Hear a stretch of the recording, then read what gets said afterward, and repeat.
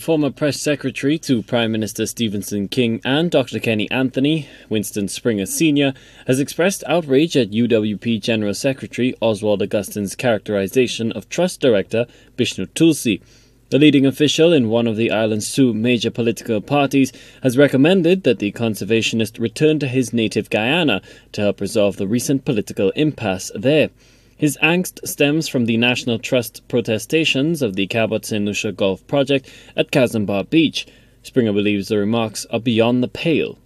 I know one can and has the right to change his political allegiance or ideology, for there is no country called Frabo or Star, UWP or Labour.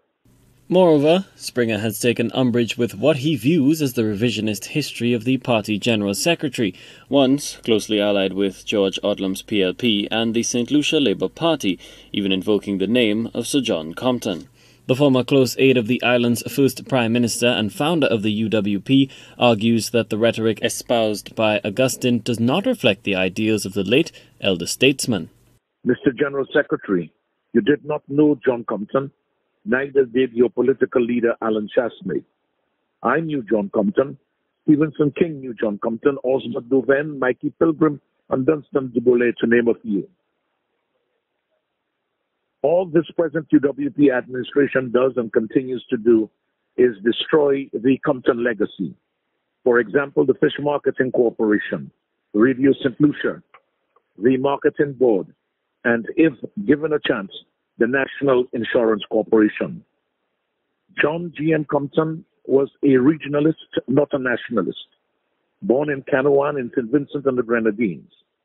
He was one of the original regional leaders in the establishment of CARIFTA, CARICOM, the PT St. Vincent Agreement, and the OECS. However, some pundits and talk show hosts in UWP media circles claim Augustine's words are being deliberately misconstrued and distorted, accusing critics of dabbling in faux outrage over what some writers have coined convenient xenophobia. They contend the comments were not disparaging and emphasis should be placed instead on Tulsie's perceived political activism. However, Springer insists that it's not only about civil discourse in the public square, but historical context given the not-so-subtle overtones. In the 50s and 60s, people migrated from all parts of the British West Indies, as we were referred to then, to the shores of British Guyana, now Guyana, and the St. Lucians have their own communities in Guyana, Suriname, Cayenne, and Barbados, to name a few of the islands.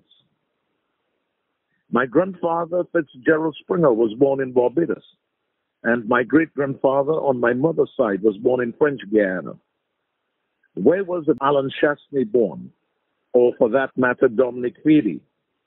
Why don't you say to Fady the same things you said to Tulsie? So nonsense is nonsense, even when spoken by the most eloquent. Your recent statement was so shallow, I could not get my ankles wet in it. Springer is a former Principal Information Officer of the Government Information Service and ex-General Manager of Radio St. Lucia. He served in successive UWP and SLP administrations and was a very close associate for decades of Sir John George Melvin Compton.